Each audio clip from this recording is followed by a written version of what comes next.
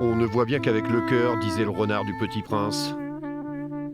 L'essentiel est invisible pour les yeux.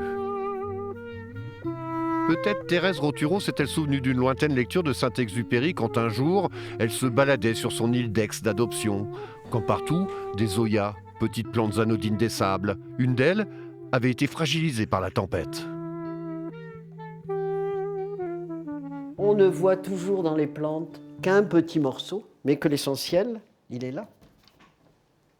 Et vous vous rendez compte, les zoyas, ils n'ont rien pour boire, j'allais dire. Une révélation pour cette ancienne enseignante d'art appliqué.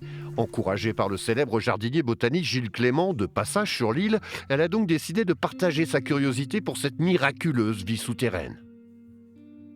Comment, devant mon nez à l'île d'Aix, les plantes résistaient à la sécheresse, au vent, aux embruns. De temps en temps, ils avaient de l'eau par-dessus la tête. Et le pire de tout, les gens qui piétinent. Eh bien, ça revit. Comment elles font? Et c'est là que j'ai commencé à dessiner mes racines. Et puis, j'adore les mauvaises herbes.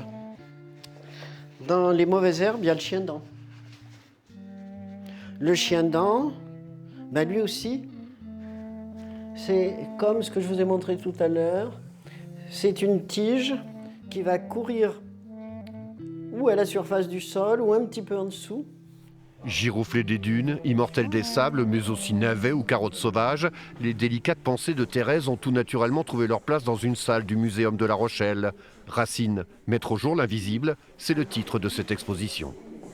Et ça me plaisait aussi d'interpeller les gens en disant « Mais vous avez des choses sous vos pieds, vous ne les regardez pas, vous ne les voyez pas. » Non, c'est invisible, il est merveilleux. Les racines de Thérèse Rothureau vous attendent donc jusqu'en septembre prochain au Muséum, mais aussi dans votre jardin ou sur votre plage préférée. Il suffit d'ouvrir son cœur.